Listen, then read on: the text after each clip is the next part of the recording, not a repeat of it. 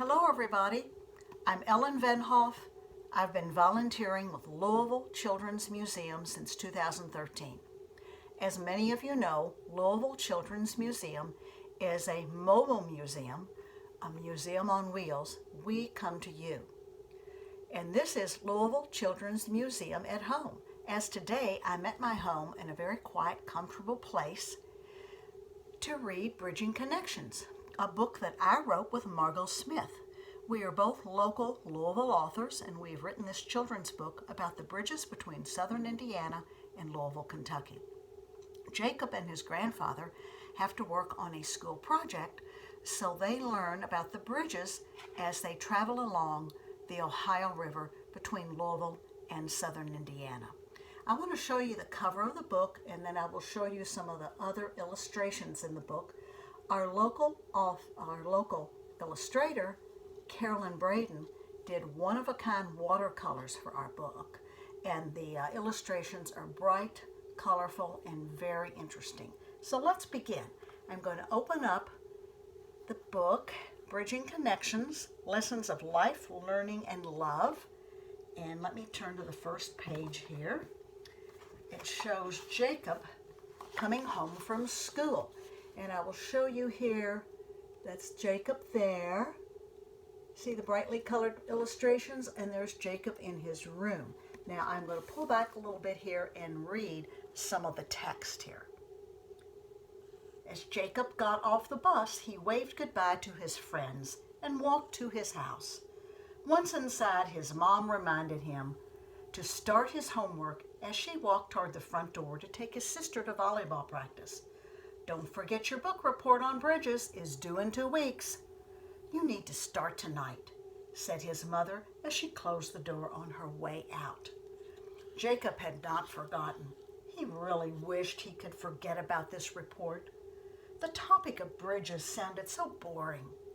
What is so interesting about bridges, he mumbled to himself.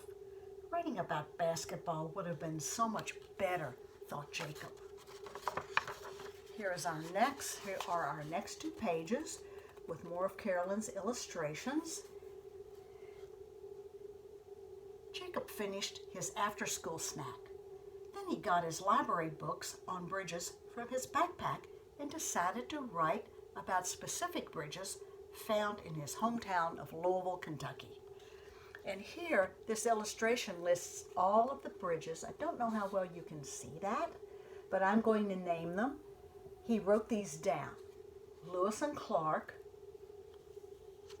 Lincoln, Kennedy, Sherman Minton, George Rogers Clark, Big 4 Railroad, K&I, and the 14th Street Bridge.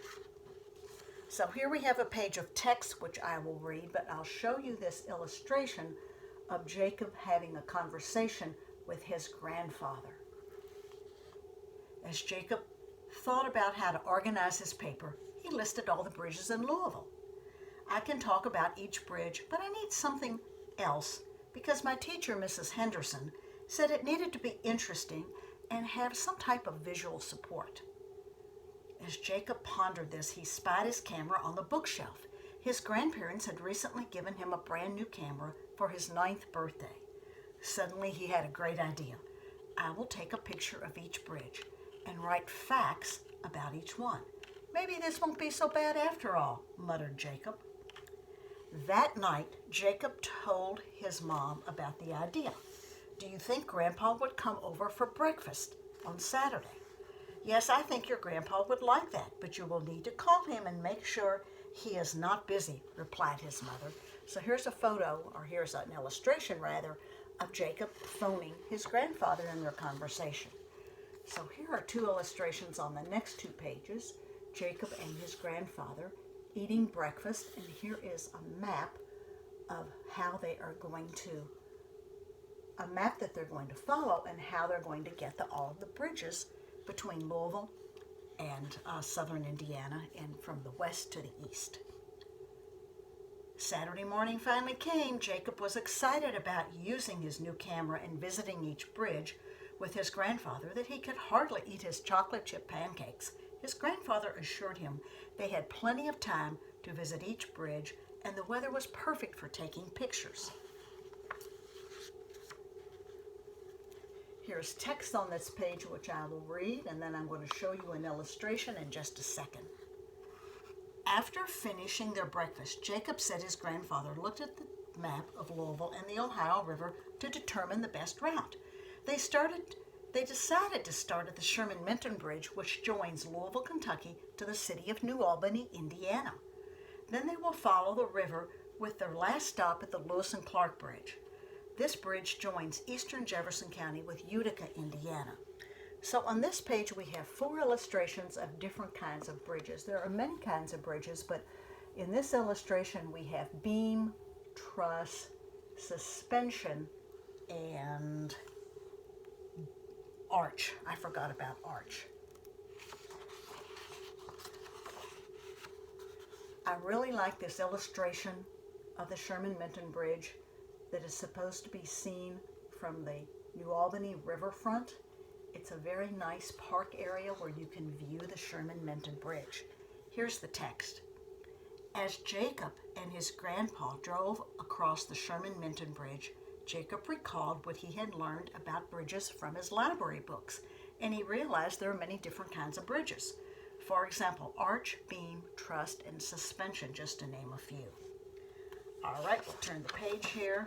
Now here's some more text on this page, and this is our first photograph of the Sherman-Minton Bridge. I don't know how well you can see that, but maybe if you're driving along with your parents or grandparents or somebody, or going on a field trip at some point, you might pass this Sherman-Minton Bridge, which is in the western part of our city. As Jacob's grandpa parked the truck near the Riverfront Amphitheater in New Albany, Indiana, Jacob looked out the window of his grandpa's truck and saw the Sherman-Minton Bridge.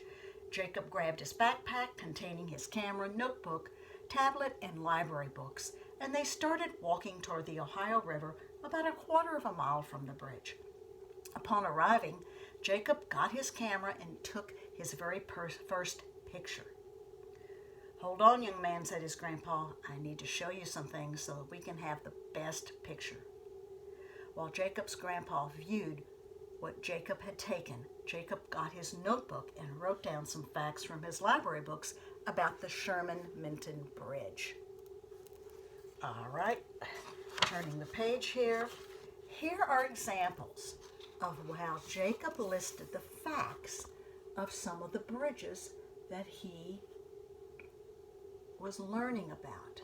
I'm going to put this one over here so you can be sure maybe you can see it. And I'm going to read a few of these facts of each bridge. And then if you have the book at some time, or if you get the book from a library, you happen to have the book, then you can read all of the details about this. Sherman-Minton Bridge facts. It's a double-decker bridge, and it was named in honor of a Supreme Court justice. And the K&I Bridge, the next bridge that we're going to talk about, was the first cantilever truss bridge, and it was built from 1881 to 1885. And it was the first bridge to carry cars across the Ohio River. Jacob and his grandfather walked along the New Albany riverfront, heading east to take pictures of the K&I Bridge. Then they continued their journey following the map, as Jacob's grandpa stated the next bridge was going to be the K&I Bridge. And here is a photograph of the K&I Bridge. And here are some facts also about the next bridge. The next bridge is the 14th Street Bridge, and it was built about 1870, and it was connecting Louisville to Clarksville, Indiana. Now on this page we have 2 photographs, one of the 14th Street Bridge and then one of the Clark Bridge, and I'm going to read a little bit of the text on here. Following their route and heading towards Clarksville, Indiana, Jacob and his grandpa came to the next bridge, the 14th Street Bridge. As they viewed the bridge from the Falls of the Ohio State Park, Jacob took pictures and wrote down facts. The next bridge on the map was the 2nd Street Bridge. Upon arriving at their destination near the Old Harbor District in Jeffersonville, Indiana, Jacob took more pictures as his grandpa proudly watched. Now here are some facts about the 2nd Street Bridge that I will read in just a minute. here's an illustration of Jacob and his grandfather having lunch that his mother packed for them. The Second Street Bridge facts are, it was opened in 1929, and it was called the Municipal Bridge then, but it's also been called the Second Street Bridge and the Clark Bridge, and it connects Louisville to Clarksville and Jeffersonville, Indiana. All right, and here is some more text that I will read, and then our next picture is going to be the Lincoln Bridge and the Kennedy Bridge, which are next to each other. As they walked back to the car, Jacob told his grandpa that he was hungry. Me too. Your mom packed us a picnic lunch. Let's see what she packed. I hope it is ham and cheese or peanut butter and jelly, said Jacob. Exactly my thought. Along the Ohio River Scenic Byway in Jeffersonville, Indiana, Jacob and his grandfather ate their ham and cheese sandwiches. As Jacob stared at the wide brownish-green river, he saw the Belle of Louisville, a steamboat, and he saw a tugboat pulling a huge barge. Look, Grandpa, there are two bridges that look alike, and the boats are getting closer to the bridges. Yes, they are, the Kennedy and the Lincoln bridges, and they connect the states of Indiana and Kentucky. They are next on our map. So here is a picture here of, as I told you, it's kind of hard to see how they almost look alike, but you have to see the picture a little closer. Again, if you have the book, you'll be able to see how the Kennedy and the Lincoln are kind of different, but then sometimes they look like they're almost touching because they're next to each other. And here is his fact sheet about the Kennedy and the Lincoln bridges. And then here is an illustration, or here is a photograph rather, of the Big Four Bridge, which is our next bridge. And here's a fact about the Kennedy Bridge. It was named after John F. Kennedy, our president, and the Lincoln Bridge was named after Abraham Lincoln, another president. As Jacob checked his map, he realized they had only two more bridges left to visit, the Big Four Walking Bridge and the Lewis and Clark Bridge. Grandpa, our next bridge is the Walking Bridge. Can we walk across it? Asked Jacob. Yes, we can. Should we take pictures first and then walk across, or should we walk across and then take pictures? Your call, young man. Jacob thought for a minute, and he finally decided they would take pictures and then walk across the Walking Bridge, or the Big Four Bridge. So here are the facts about the Big Four Bridge, which is now called the Walking Bridge. And here is an illustration of Jacob and his grandfather riding in grandfather's truck across the Ohio River, getting back into Kentucky. The Big Four Bridge was built in 1889, and then it was also rebuilt later, and it was a train truss bridge. That's the kind of bridge that it was. All right, almost to the end. Here is some text, and here are some more facts that Jacob wrote about the next bridge, the Lewis and Clark Bridge. After taking pictures, they walked across the bridge toward Kentucky, and Jacob asked his grandpa, why is it called the Big Four Bridge? Well, at one time, this bridge was a major train route to four cities, Chicago, Illinois, Cleveland and Cincinnati, Ohio, and St. Louis, Missouri. In 1929, the bridge was rebuilt. Wow, Grandpa, you sure know a lot about these bridges. When Jacob and his grandpa finished walking back across the bridge, Jacob wrote a note reminding himself to add Cleveland, Ohio to his notes, because over here he had forgotten to write that in his notes. Now here are some facts about the Lewis and Clark Bridge, and here is actually a picture, a photograph of the Lewis and Clark Bridge, and that's also called the East End Bridge, and that's the farthest eastern bridge in our area along the Ohio between Louisville and southern Indiana. And I'm going to give you a fact about the Lewis and Clark Bridge. It was named after explorers Meriwether Lewis and William Clark. Looking into the lens of the camera, Jacob snapped the picture of the brand new bridge. Then he listed facts about the Lewis and Clark Bridge in his notebook. Turning to his grandpa, he said, thank you for helping me. I had fun, but I am really tired and hungry. Smiling at his grandson, he replied, let's go get some ice cream. You deserve a treat for all that hard work. Now here's the page that I think is one of the most important pages in the book because it has a very, very important message. And I'm going to read it to you because Jacob figured this out when he was thinking about bridges.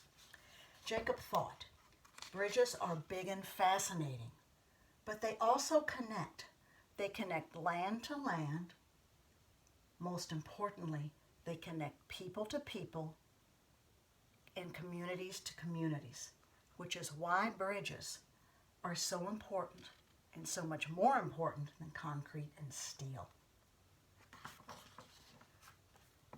So on these last pages, Jacob is calling his grandfather to ask him to come over to listen to his book report. And I'm going to read you a little bit of that text. After dinner that night, Jacob finished writing his conclusion and summary. Then he revised and edited his book report. Finally, he called his grandpa to tell him about the book report. While on the phone with his grandfather, Jacob invited him to come over the next day so he could read his report. And our very last page has some text, and I'm going to read part of that. The next day after school, Jacob's grandfather arrived at the house promptly at 4 o'clock. He greeted Jacob with a warm smile. "I cannot wait to hear your book report," said Grandpa. "Me too," said Jacob. Before Jacob read his report, he got the slideshow ready to go. Then he stood up at the kitchen table and began to read. At first, his voice quivered, and then he continued to read. As he continued to read, he grew more confident. As Jacob's grandpa listened to his grandson, he beamed with pride and thought to himself, "Giving up my golf tournament to spend time with my grandson had been worth it."